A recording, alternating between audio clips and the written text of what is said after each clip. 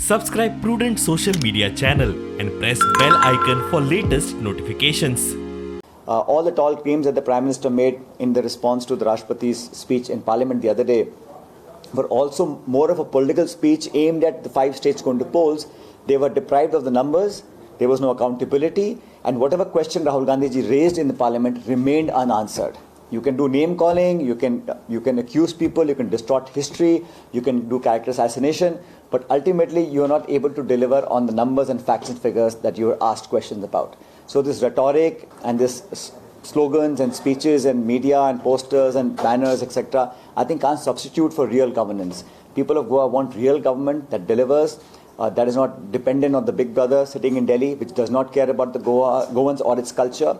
It's important to preserve what we have. And right from Nehruji's time, Indiraji's time, Rajivji, and now till now, the Congress party is very concerned about the sensitivities that the Goans have.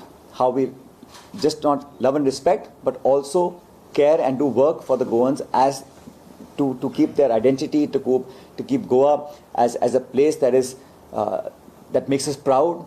This election, I think, is important for people to take lessons also, because I keep saying this people are trying to make it a multi-cornered contest, but I can tell you with full confidence there are contestants with the BJP who we will defeat.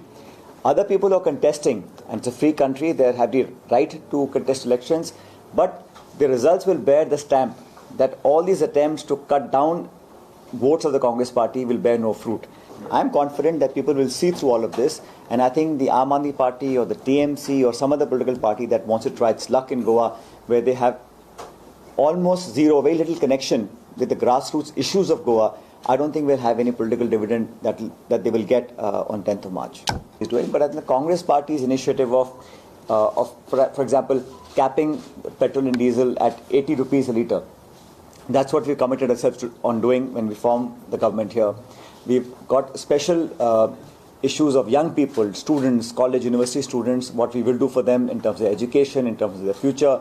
And like Priyanka ji said the other day, to spend 500 crores, especially on job creation and skill-oriented training, so that young people in the state, in city state, can actually become,